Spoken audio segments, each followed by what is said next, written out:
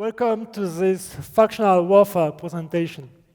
I am CCP Itabium, and I am part of a group of people at CCP named Team Game of Thrones, whose focus has been the last few months to have a look at this feature here. So why are we doing this? Having a look at Factional Warfare, I think the answer is pretty obvious, because it was quite ignored for a while since it was released in 2008 as part of the Empire expansion. We had like a few tweaks now and then, but now we really like to have like some kind of real iteration to give it back some like meat for players to actually enjoy it. So as you may have noticed by now, I have quite a crappy accent, so I will try to talk very slowly so you can understand me. So what did you say? Okay, so let's get started. Two things. First one, we might have time for questions at the end, but it's not a given. So if we don't, please come at the round table today. It's at 6, I believe. So please come, tell us if you liked it, tell us if you have like points you want to improve, ask smart questions. For example, yesterday during the round table on Black Ops and Fleet Warfare, I had very smart question asked to me and was just like, how am I going to answer that one? Don't look back, look at the questions. So yeah, please come at the round tables. The other point being that please remember that all of this is still work in progress. So don't scream, don't panic. We still want to discuss this with you. So let's get started. On the first part, very quick, we are going to have a look at Factional Warfare works, or what it's supposed to work, what are the flows coming out from this system, and then we'll bring out ideas, iterations on how to improve on this. So first, current system. Functionality is pretty simple, is that you just enlist by going to the Factional Warfare militia page, which is just full of role-play tests. You just can join as an individual. If you join as an individual, you just go into the proper Factional Warfare militia. You can join as a corporation. You can join as an alliance as well now, since not long ago. You need standings to join, like 0.5 as an individual mainly. And yeah, when you enlist, then you are part of Factional Warfare, and you have like several consequences that are strapped into you. First, you are in an open war, or it should be, which means that you can now shoot the enemy factions. So if I'm a Gallantry pilot, I can now shoot Kaldari and Amar, but I cannot shoot Minmata, and vice versa, they cannot shoot me. The other funny point of this being that if you go back into ISEC, try to just sell something in JITA, you are going to get harassed by the NPCs, or most likely you are going to use your Orca alt to bypass the NPCs altogether. That's one of the consequences. Then we have like Factional Warfare missions coming in. They are just like regular missions mainly. The main difference is that they are just simpler to do, like one level approximately simpler than regular corporations. They also bring you to the enemy space. So you actually have to travel all the way there to the mission very quickly, because when you enter the mission, the beacon becomes visible for anybody. So you can just be called to pounce down, which is why many players just farm them very quickly in stealth bombers, not to be caught. Then, based from that, we have the LP store, Factional Warfare LP store. Again, it's very similar to what you get in a regular LP store. The main difference being that you have a hefty discount. I think it's around 60% next to the regular offers. So in ISEC, well, in a regular Federation Navy store, if I want to buy a Navy Megatron, I will buy it 600,000 LPs, but in the Factional Warfare Militia store, I will buy 250 instead. So that's quite a reduction, 60%. Then you have like complexes.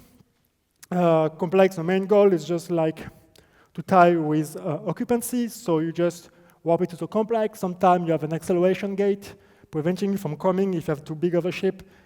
Sorry, you have a battleship, you can't enter this one, come back again.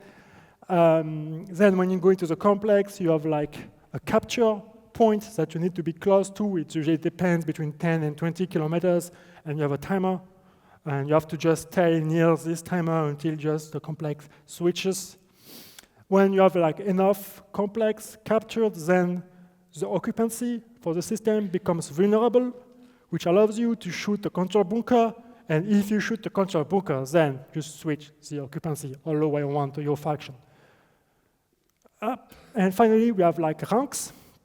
Ranks are mainly cosmetic feature, just you get from standings with your militia. So if I'm a player enlisted in Amar, if I get like more and more standings with the 24th Imperial Crusade, I will get higher and higher ranks. You get standings from completing complexes as well.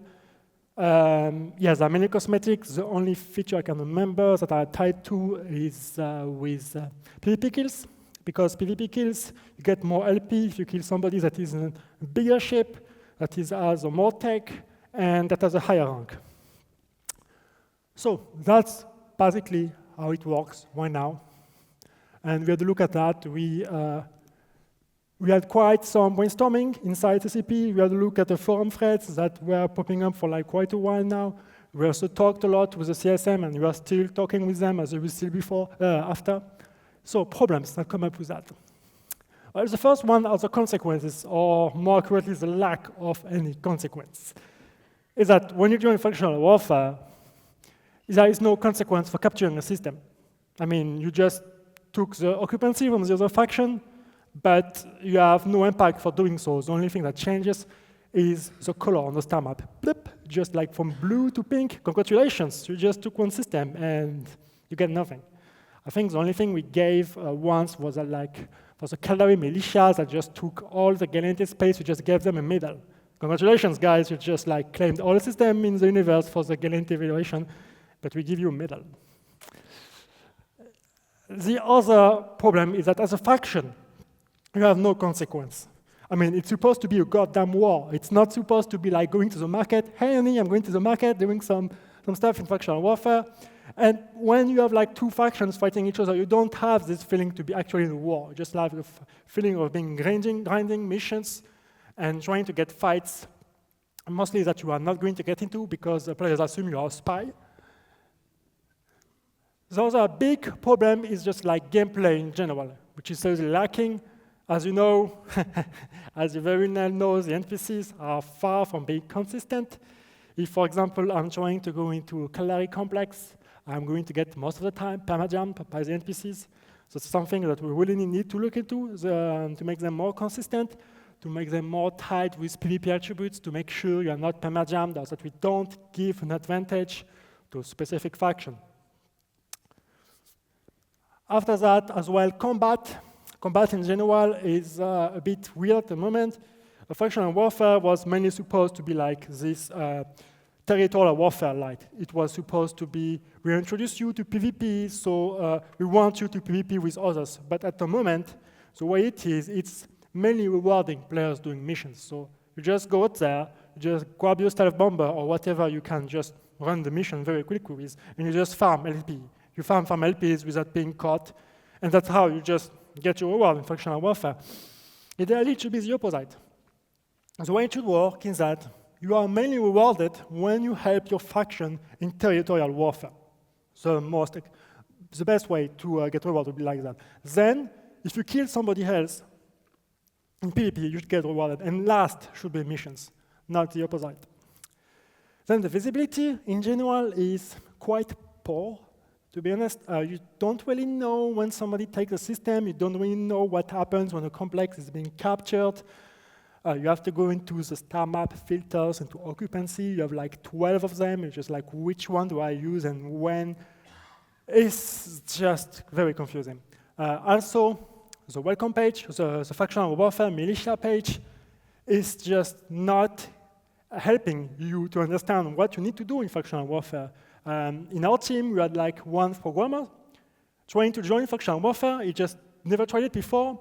And the guy was just completely lost. He came back to us and said, what the fuck am I supposed to do? I mean, I have this huge page full of role-playing text. And I don't know what I'm supposed to do at the end. And then we told him, yeah, but did you notice at the very end you have like one line telling you, warning, if you join, you can be killed anywhere, anytime. Did you notice that? Oh, no. So yeah, very lack of visibility in this feature. Standardization as well, as we will see, factional warfare has very unique mechanisms that don't have so much of an impact. For example, occupancy, it's just a variable we added for the sake of it when you add factional warfare. What does it actually do in a system? What it is, its purpose? So we have a look at that, and the notification, as I said, I mean, when you capture a system, we want to know how and when approximately. You want to know what's happening when a complex is being attacked. The only point that we need to be careful with this is not to make it too easy to know when things are happening, so you still have some time to just capture before the enemy force comes in. Last point, being the rewards. I mean, I talked about that a bit in the previous points as well, but it's fairly obvious.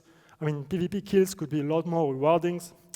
And the ranks, I mean, you should have a real purpose of having ranks in general in factional warfare, just instead of just having like a cosmetic pixel in your character sheet. Okay, so that's how it is right now.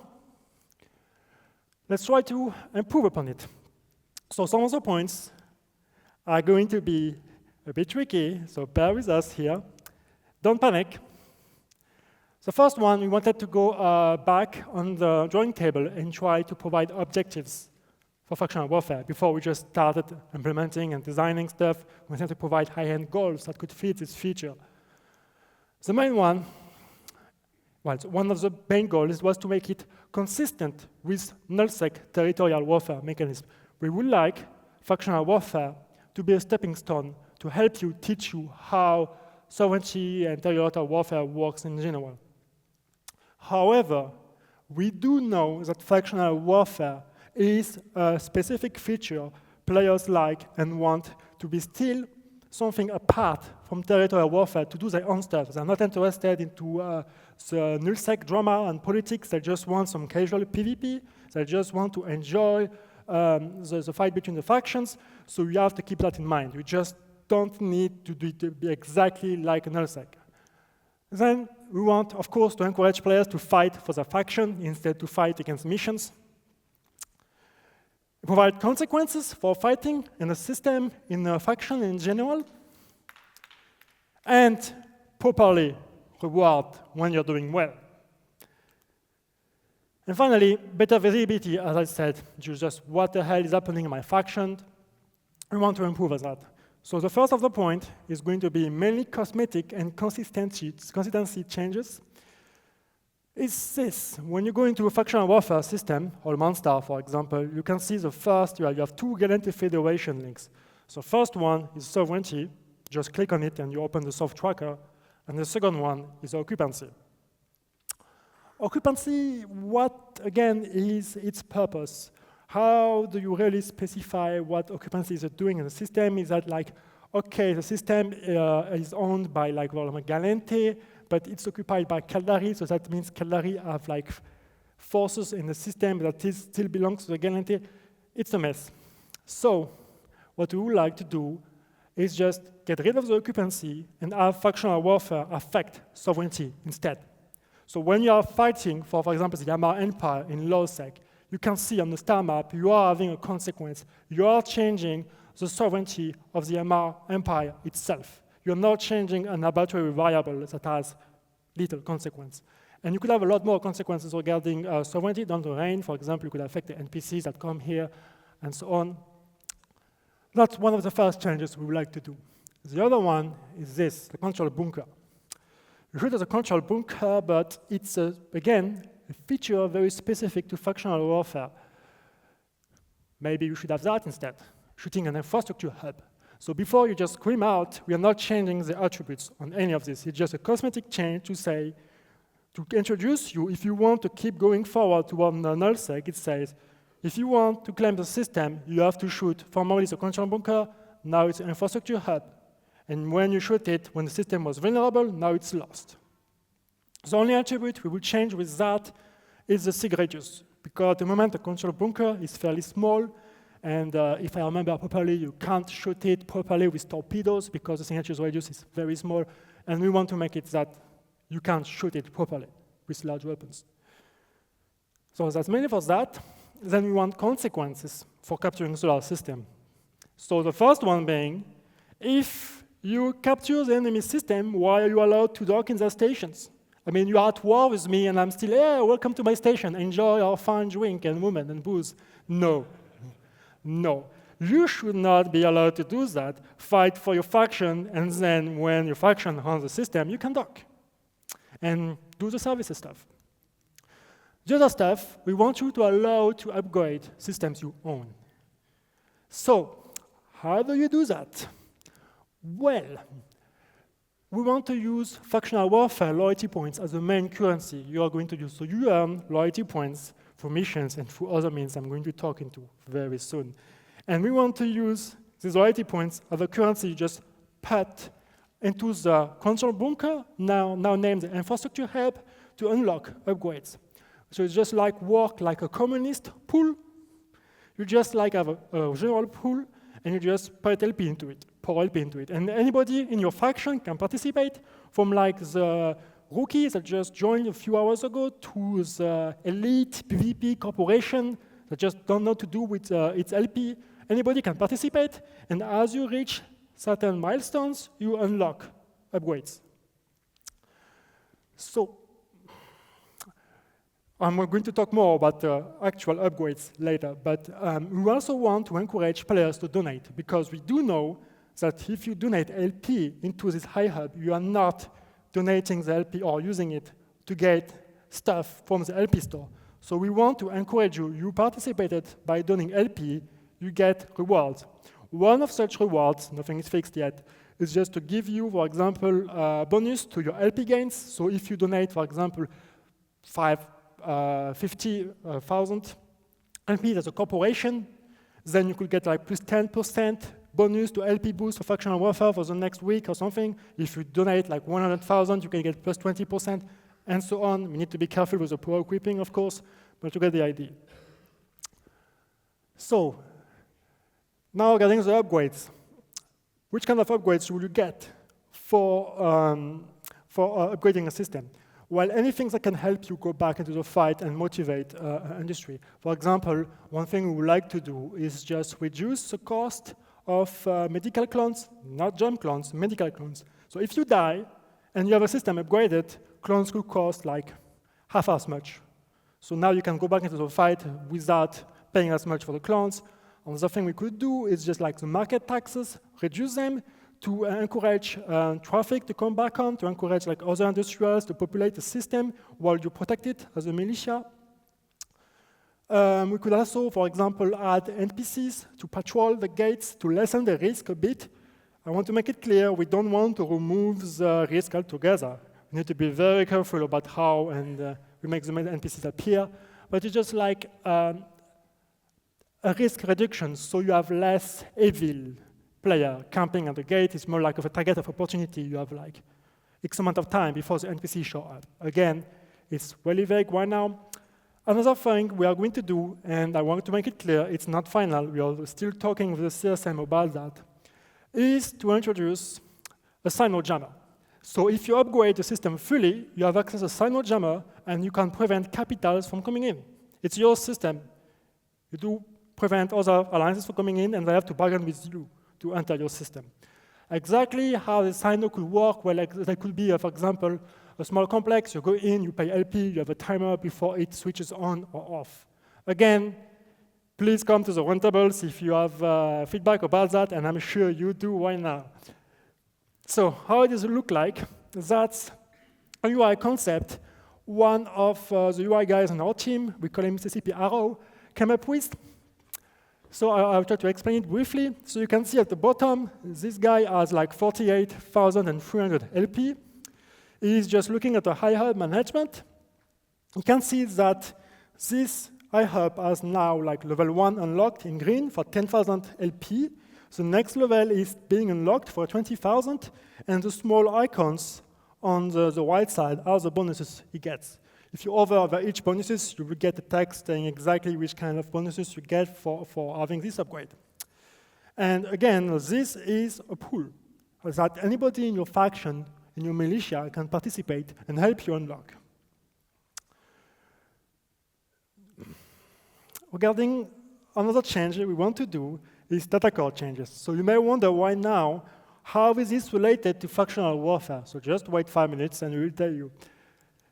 Data cores and passive claiming them through research agents, we think it's a bit too much at the moment. It's a bit like this ATM machine. You just claim money all the time. You just wait for him to give more data cores. We would like to reduce its effectiveness a bit. So for example, the amount of research points you could require to get one data core could be double, and you could require a small ISK fee as well. So why are we doing that? Why are we just looking at data cores? How the fuck is it linked with factional warfare? Well, because maybe we want to also have data core offers in the LP stores of factional warfare militias. So if you go, for example, into the MR Empire LP store for factional warfare, you will see a Mayan Starship engineering data core for like each X amount of LP and ISK, and that you could claim. So that's one of the reasons we would like to do that, and it's also tied with the next point, which is warzone control, is to give you more consequences as a faction on what's going on in the war. So what does it do? Actually, capturing and improving space matters. So tied with the point before, we will count in each faction how many systems you own and how many upgrades you have for each systems. And the more your faction owns systems and have them upgraded, the more the offers on the data on LP store will be reduced. So the better you do as a faction, the more rewarded you are for doing so. But the trade-off is, if you look, for example, at the Gallente in Caldari Warzone, it's a fixed amount of system, right? So if I'm a Gallente player, we are doing well as a faction, and we are getting a lot of reduction into our LP store because you're doing well, that means that you and the Caldari militia are going to get in trouble. And you need to fight back to get the price going on normally into your LP store. So that's, again, one UI way of doing that. I will explain how it is a bit right now.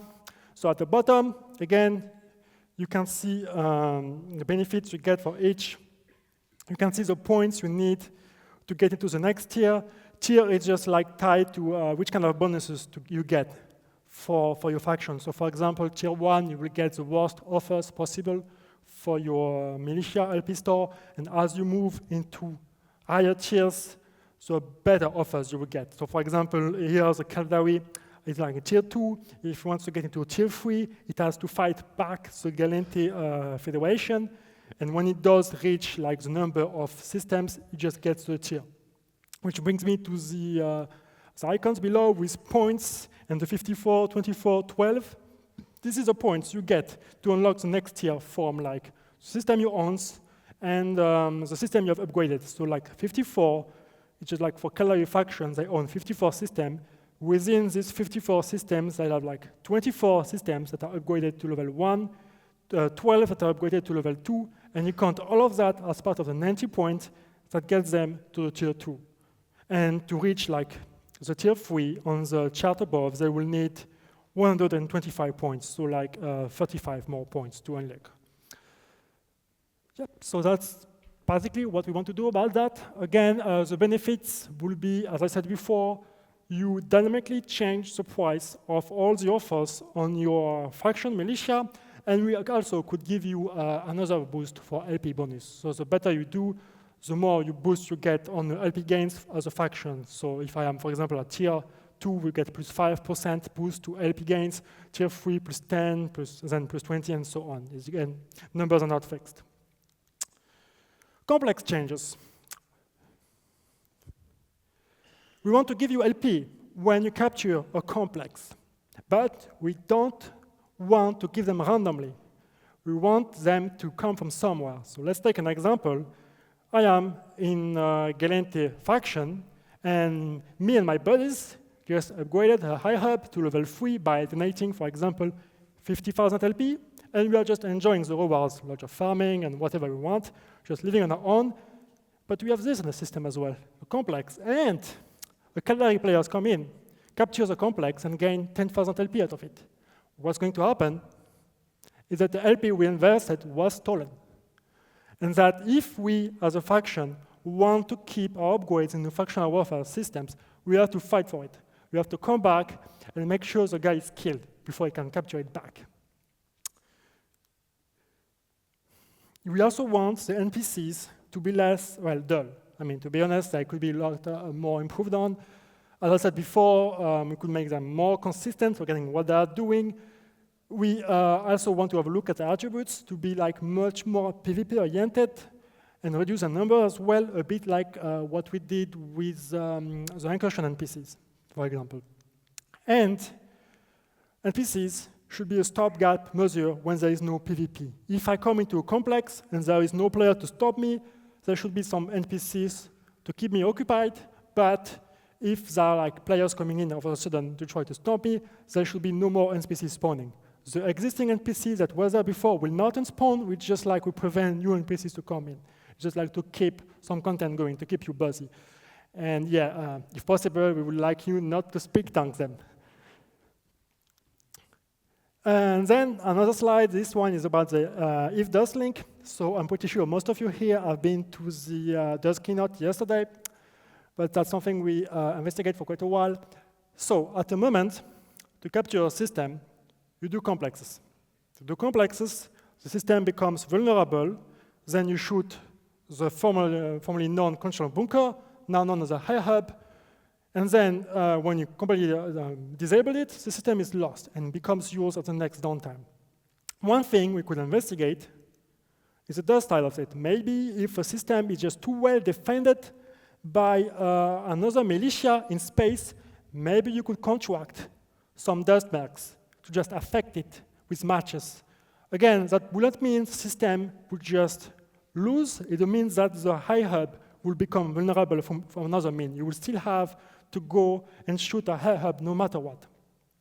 So again, this is very tricky to balance, and we are still, considering options at the moment on how much matches should wait against complexes. So we don't want to make you redundant, and we don't want to make them redundant.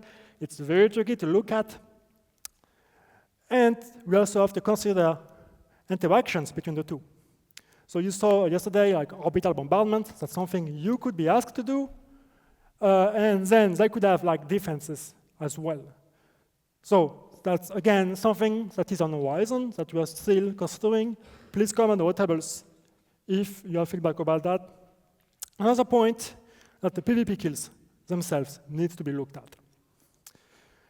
At the moment, you get LPs that is just a semi-fixed value based on the hull you destroy, its tech level, and the rank. Maybe you should be more rewarded depending on what the guy had fitted and was hauling. So if you are shooting a freighter in the opposing militia, full of goods, full of shit, and you kill it, you could possibly get LP proportional to the cargo hold he had. If I shoot an enemy ship that was just like pimped with dead space, modules, and whatever, maybe the LP I get for killing that guy is proportional to the total value of the ship, counting modules fitted and what it was hauling. And then, you could count the other variables. We have like right now, like the rank. That could also be it. Visibility, which is again a point that you wanted to have a look at. Revamp the Factional Warfare militia page. Again, when you join Factional Warfare and you get this, just like 90% of it is just like roleplay text. I'm not against roleplay, but you should know clearly that the consequences for joining, that you can be shot at any time, and you also need to know what you need to do in Factional Warfare. How do I know that I need to shoot, capture complexes? How do I know that I can then go back and to do some missions? And the rank, there is nothing telling you that here. One of the next thing we could do is just help your EPIN status by having a leaderboard, allowing you to see how well you fare in your faction. So, for example, we could sort it out by kill-death ratio, by how much LPs you gain in a specific amount of time. It could be like day or a week. Or we could just sort it by rank, when we make ranks more useful, of course. And the visual notifications that are a bit lacking, well, not existing actually.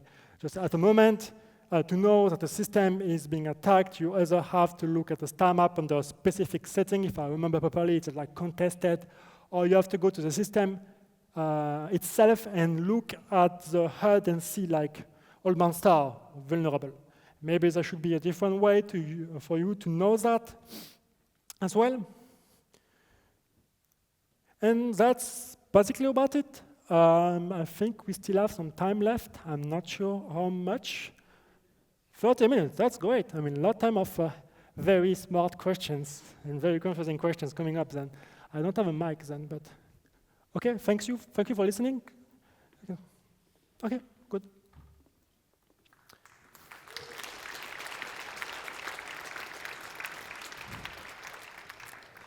So, do we have questions? Yes, piling up.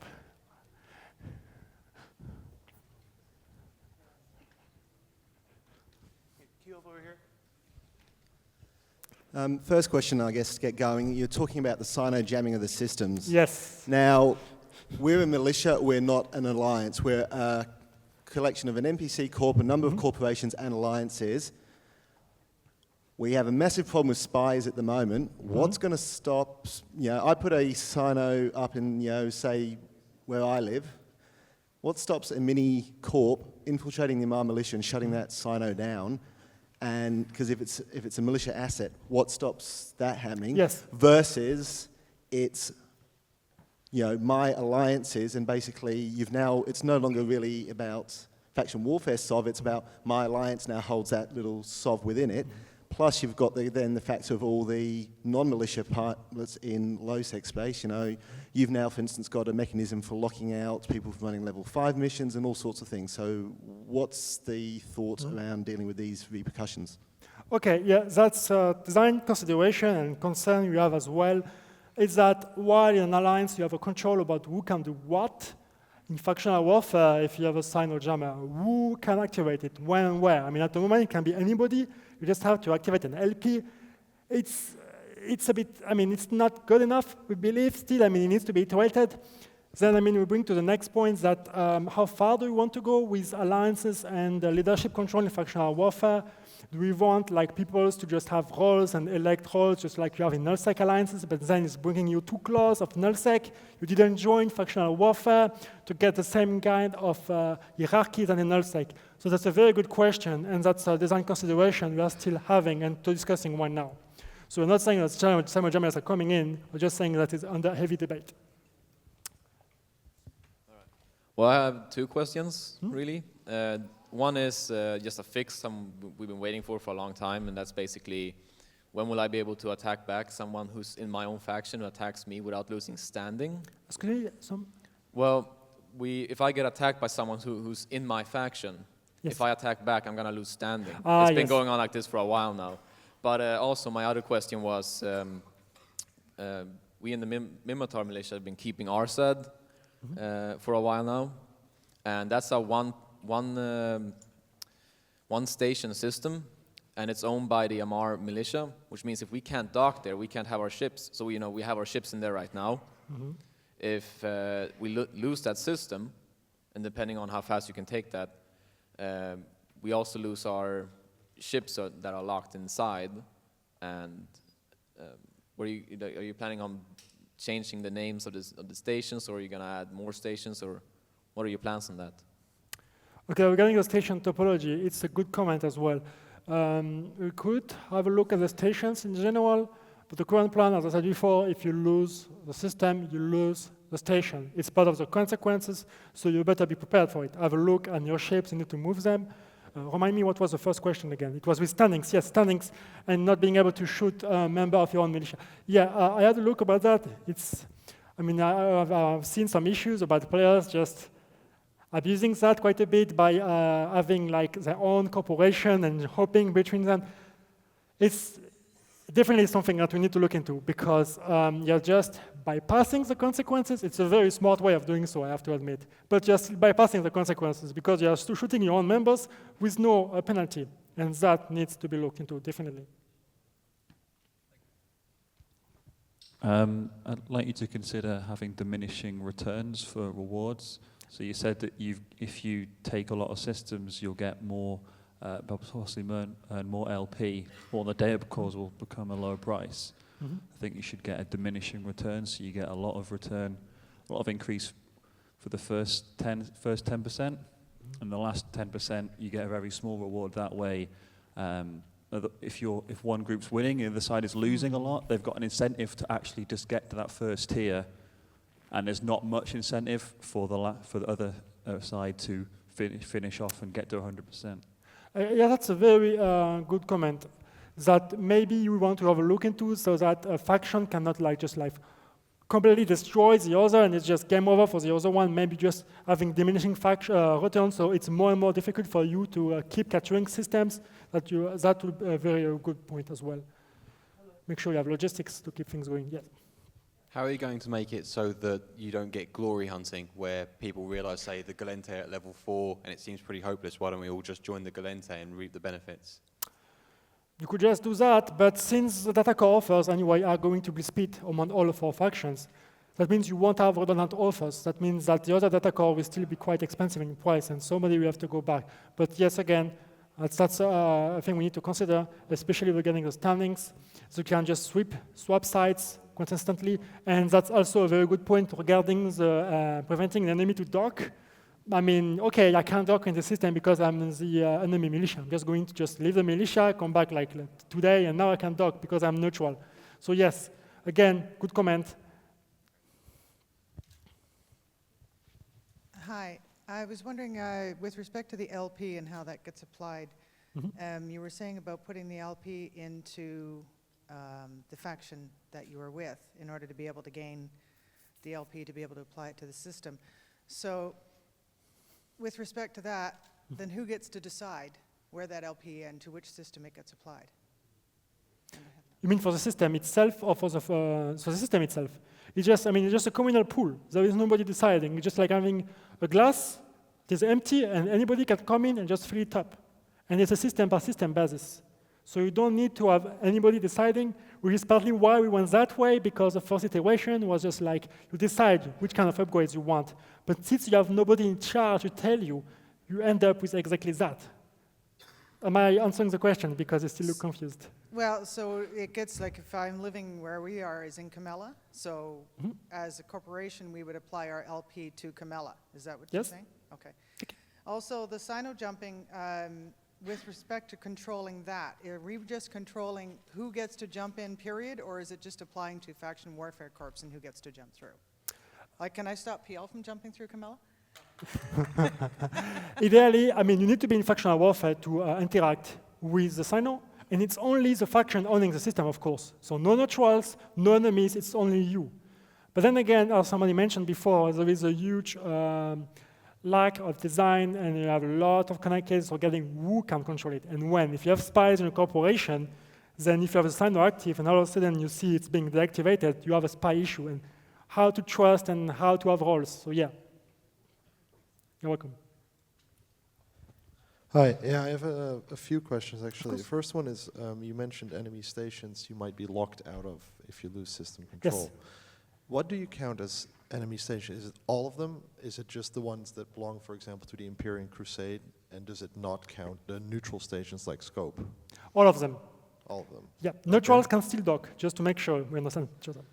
The other question is, will you let PvP kills count or against system occupancy or sovereignty?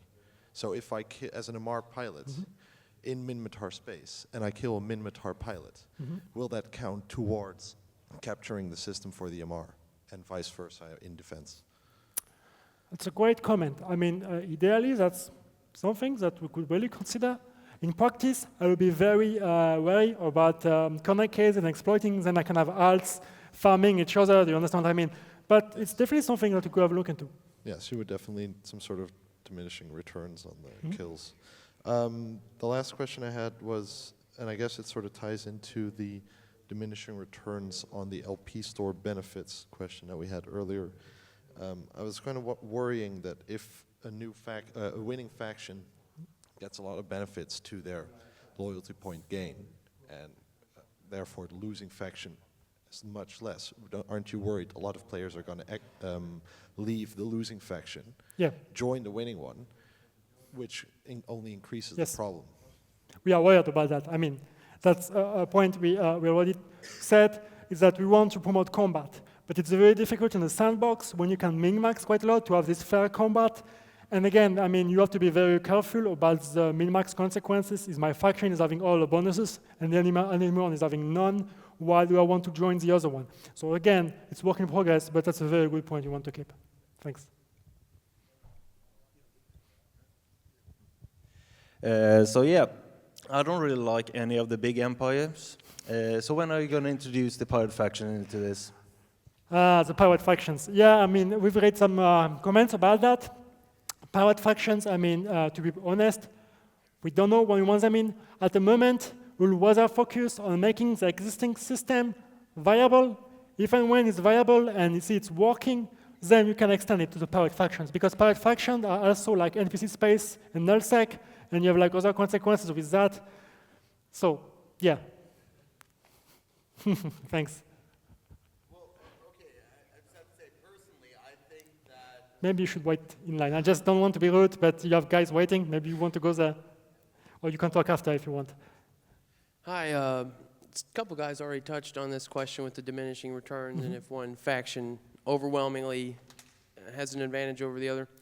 But I remember when FW first came out, and it started with the Malcallan terrorist attack with the Nix mothership. And I remember logging in, and that was very fun and exciting to me. I'm a big fan of EVE lore and the EVE Chronicles and all the fiction, the fun little stuff that goes with it. Does CCP have an idea of how they might have a lore-based, content-based response to if one faction overwhelmingly gains an advantage over the other? That's a good point, but I'm not a content or story writer. So, I mean, I can't really, I don't know, I can't really answer that without talking out of my ass, so I would prefer not to.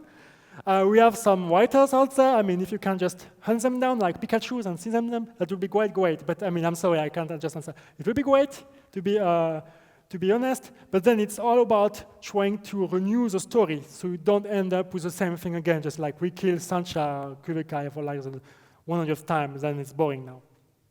Thanks. You're welcome. Hi, a couple of other things just want to know. For some of the corps that are more into the plexing at the moment, one of the things that really annoys them is the amount of quote-unquote Care Bears who just farm the missions. It's about what? The Care Bears farming the faction warfare missions is an issue. Are we actually going to see a mechanic put in place such that you cannot farm the LP unless you actually partake in faction warfare? Because especially if what you're now saying is going to happen with the data cores, I can see a lot of industrialists just dumping a character into faction warfare to get the data cores, which is what a lot of people do at the moment to get their cheap ships or cheap slices. One of the mechanics that I've discussed, for instance, with people is at the moment you get your victory points, which don't do anything.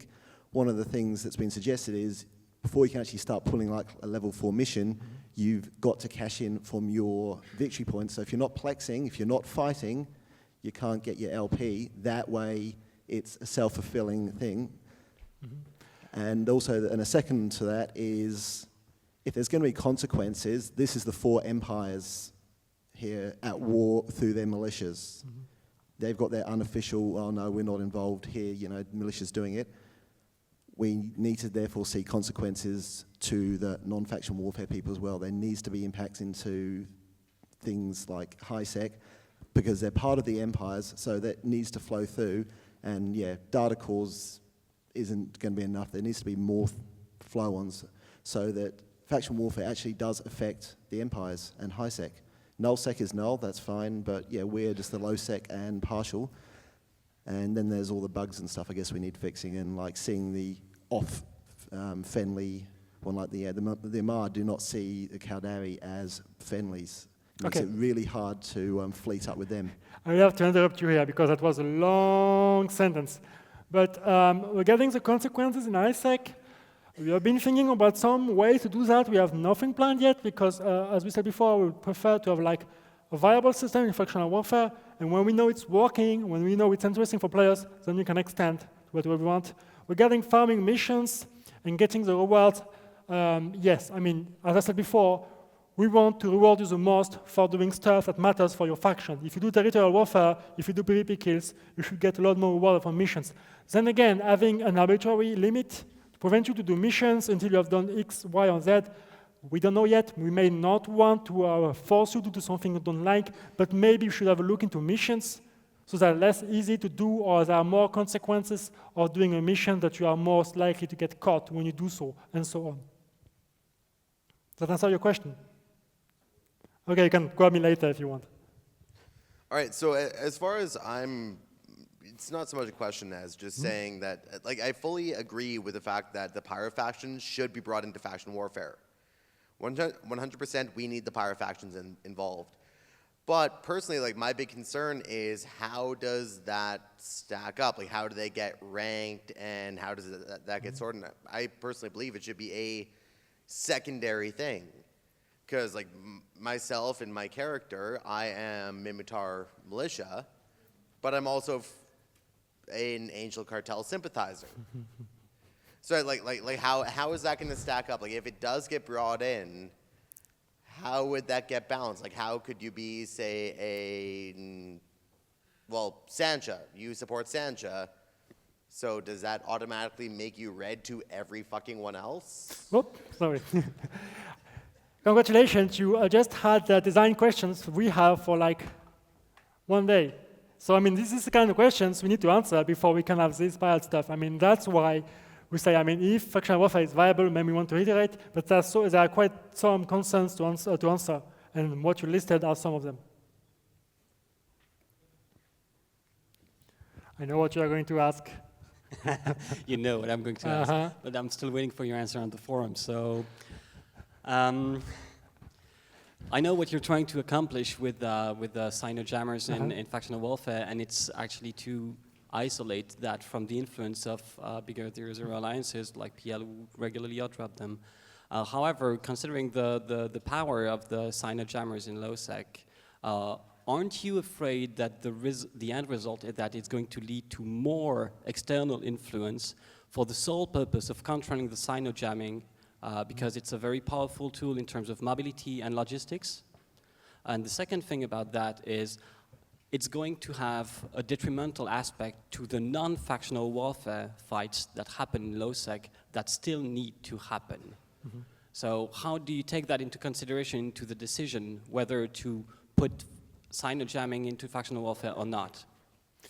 That's a very good point. I mean, the point was to bring more consequences when you control a system, but yeah, I mean, we also have to be very careful about who that attracts, because if you are doing to do something as a fight for a faction, and all of a sudden you have like 1,000 men alliance hopping in because I want to control the system, as well, it's going to be very, very tricky. So yeah, we are still looking into that.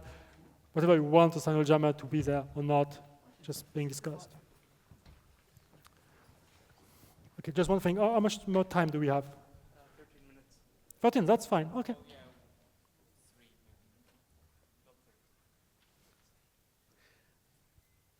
At the moment, it's possible to flip a system within, 7 hours, maybe more, slightly more.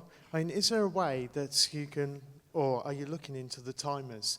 Because one time zone can pretty much dominate implexing, flip a system. So when you log on, I'd say after a night's sleep, you come into a system which has been flipped.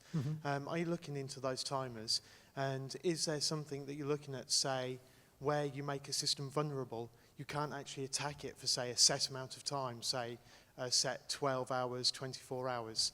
So it gives you time to then mount a force, especially if you're talking about flipping stations as well. So you're asking, do you want some kind of reinforcement timers, just like we have on Starbase and stuff, to make sure you can participate? Yeah, and also the fact that at the moment you can flip a system, like I say, in a time zone. So say someone can plex for 12 hours straight, flip a system, and not give you a chance to, say, come back to it and try and defend it. Well, that's tricky to balance as well, because with the reinforcement timers, you always have to wait between players that want to capture the system right now, the actual players that are logged in, and other players that are in other time zones and can't log in. I think to answer that, it's really tied on how many systems are going to be contested per day and how many are available for your time zone. So yeah, I mean, we didn't consider reinforcement timers for now, but that's a good point. That's maybe something we want to have a look into. I mean, we definitely can't answer that on that one because it's enough to more design considerations. But yeah, if you want like everybody to participate, maybe that's something we want in, but again, on the downside, is that you are stalling factional warfare a bit. You are waiting, just like for Starbase, okay, we need to wait like 20 hours before it just goes out of reinforced mode. It's just boring. Yeah, sorry, just to come back to that, but wouldn't that also increase the amounts of fights that you'd be getting in faction warfare if you knew that, say, a system was going vulnerable in 6 hours, instead of where now you can get fights where you can flip the system, no one will be there, it will be increasing the chance of PvP?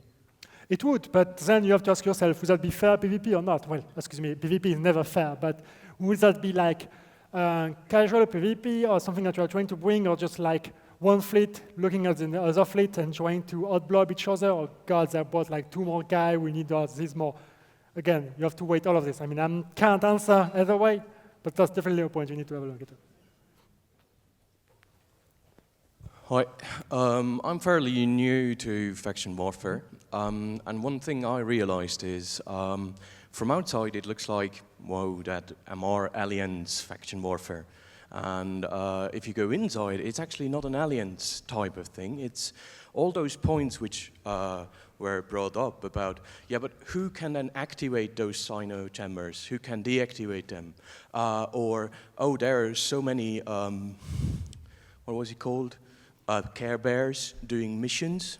Well, maybe they don't know better because they don't know where the real business is going on, because they have those subgroups, sub-team speaks, sub-voice coms, where the real business with regards to PvP is going on.